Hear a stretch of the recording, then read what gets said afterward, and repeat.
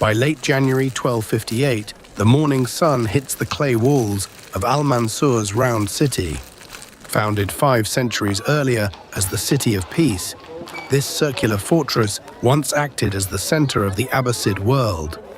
Today, it is a shell of its former glory, yet it remains the symbolic heart where the 37th Caliph, Al-Mustasim Billah, resides. As light reaches the turquoise domes, the call to prayer echoes from the towers.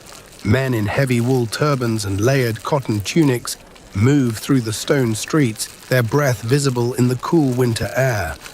Despite reports of Mongol horsemen near the Diyala River, daily routines persist. Servants carry leather water skins from canals to the palace kitchens, while court officials gather in quiet groups near the iron gates.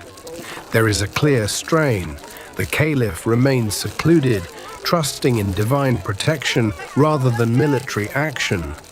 His advisor, Ibn al-Alqami, argues for peace talks, while the commander Aybak calls for a defense that never comes. The city walls, sturdy with earth and baked blocks, stand tall, but the soldiers guarding them are few and poorly paid. This morning, the ritual of the court continues, a thin layer of normalcy maintained by an elite class disconnected from the reality of the approaching invasion.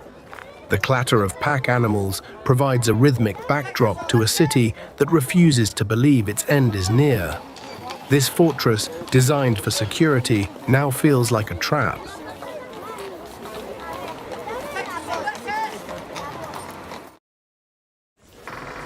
By mid-morning, the intellectual pulse of Baghdad beats within the Mustansiriya Madrasa.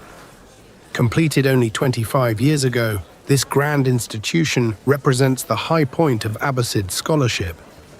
Under the vaulted ceilings and detailed masonry, students sit on woven mats, leaning over parchment scrolls. They study the quadrivium, astronomy, mathematics, medicine, and law, using reed pens dipped in soot-based ink. Scholars in woven robes debate the commentaries of the ancients, their voices echoing in the shaded courtyards.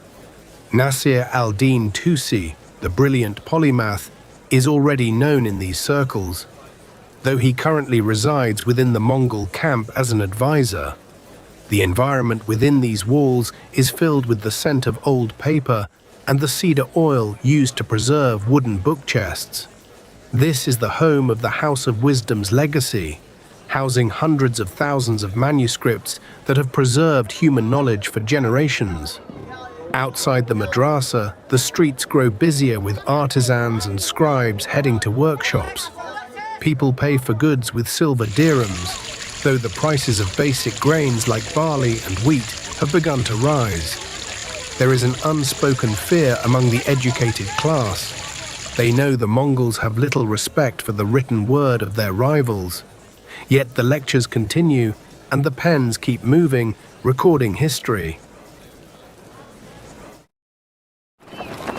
Under the pale afternoon sun, the Tigris River serves as the primary artery for a city facing closure. On the western bank, the docks are a frantic and busy scene of manual labor and logistical concern. Middle Eastern Arab porters, their tunics stained with sweat and river mud, haul heavy crates of dates, bales of raw silk, and sacks of grain from low wooden ships moored along the quay. The river is at its winter high, a murky brown flow that carries circular kufr boats made of woven reeds and coated in black bitumen to keep the water at bay. These ancient vessels transport everything from livestock to families fleeing the Mongol advance in the northern suburbs. The noise here is constant and overwhelming. The rhythmic thud of water mills processing cloth, the braying of overworked donkeys, and the shouting of desperate merchants trying to move their remaining stock before the trade routes are completely cut. Unskilled laborers earn barely a coin a day, a wage that buys less with every passing hour as hoarding takes hold. The smell of the river, a mix of damp earth and decaying fish, mingles with the acrid smoke from nearby charcoal heaters used to ward off the winter chill. Refugees from the countryside huddle in the shade of the stone warehouses, their faces etched with the trauma of what they saw upstream. They speak in hushed tones of Hulagu's horsemen and the devastating efficiency of foreign siege engines. Unlike the court in the round city, the people of the docks have seen the enemy's reach. They watch the horizon for the first sign of dust, knowing that the river which gave Baghdad life will soon be the only escape route left for the lucky few.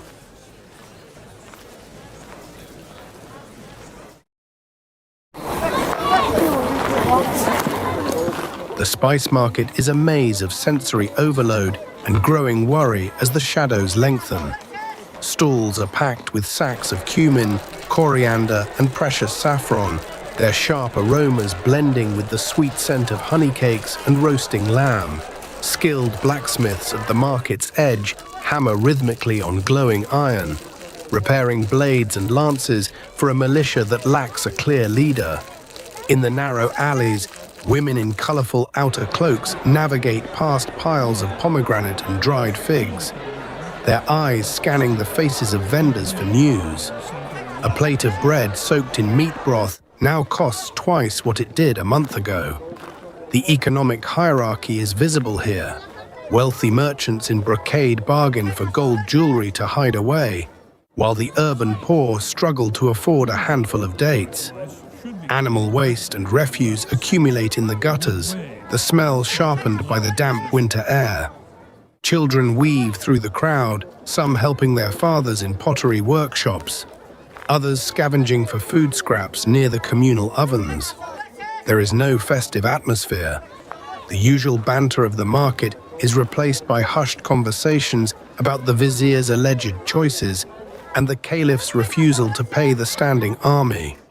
Every clatter of a falling copper pot against the cobblestones sounds like the dreaded strike of a Mongol machine. People are converting their liquid wealth into portable assets, clutching small pouches of coins and family heirlooms as they prepare for a future they cannot see. The market, once the symbol of Baghdad's global reach across the Silk Road, is transforming into a site of frantic preparation and silent prayer. This is the reality of existence in a capital that has forgotten how to fight, relying on the momentum of a glorious past to survive a brutal, impending present.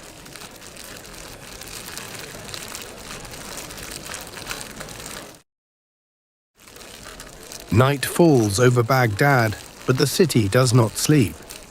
Near the Adhami Gate on the eastern wall, the darkness is broken by the orange glow of oil lamps, the pungent scent of burning pitch, and the flickering fires of the garrison. The underbelly of the city is exposed here. Desperate people huddle in the shadows of the brick defenses, while guards in rusted chainmail peer into the gloom. Beyond the Tigris, a terrifying sight greets them. Thousands of Mongol campfires dot the horizon like a fallen constellation, marking the positions of Hulagu Khan's soldiers. Inside the city, the taverns and public spaces are quiet, the usual music replaced by the low murmur of men discussing escape. Poverty and fear have stripped away the city's nightly energy. The law is maintained by a skeleton crew of guards, more concerned with their own families than the Caliph's orders. Soon, these very walls will endure the weight of massive stones hurled from engineered trebuchets. Within a week, the eastern defenses will be breached, and the Tigris will run black with the ink of destroyed books and red with the blood of many inhabitants. The surrender of Caliph al-Mustasim on February the 10th will mark the end of 5 centuries of Abbasid rule. The city of scholars and poets is moments away from a destruction so complete, it will take centuries to recover. Tonight, the cold wind carries the distant sound of Mongol drums, the final heartbeat of a dying state that once dominated the known world.